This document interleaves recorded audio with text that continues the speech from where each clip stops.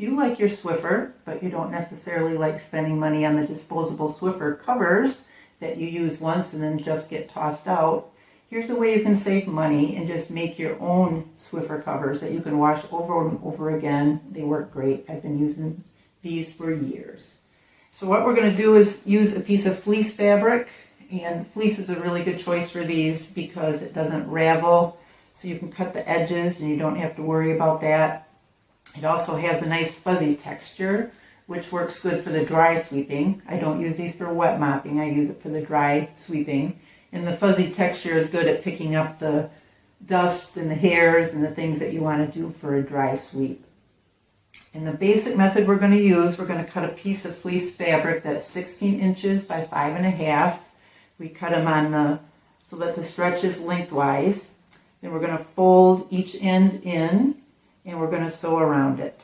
And then once that's done, it goes on the Swiffer. You've made little pockets that just fit around each end of your Swiffer, and works great. I use my sewing machine for this, but if you didn't have a sewing machine, it's just a couple little seams. You could just hand sew around these edges. That would be really easy to do too. So let's take a look at the steps and how we're going to do this. To get started, we're going to cut a piece of our fleece fabric 16 inches long by 5.5 inches high. Now, if you have a cutting mat, that's great. That helps you measure, but I just made myself a little pattern out of paper and pinned it to my fabric and then cut around it. Once you have your piece cut to size, you're going to fold each end in 2.5 inches. And this is going to be to create the pockets to put the Swiffer into. I usually add a couple pins to get ready for the sewing, which will be the next step.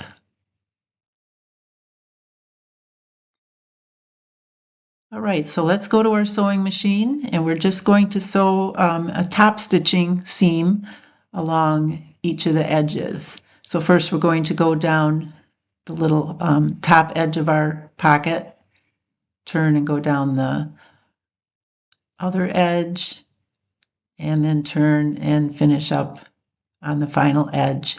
And we'll do that for the other side to make a pocket, and so we have pockets on both ends of our piece. Once that's done, we're ready to put it on our Swiffer. And because we cut it out with the stretch going lengthwise, we'll be able to put it around it with no problem. So put one pocket in, and then you'll kind of have to stretch it and put the other around too. And that's it.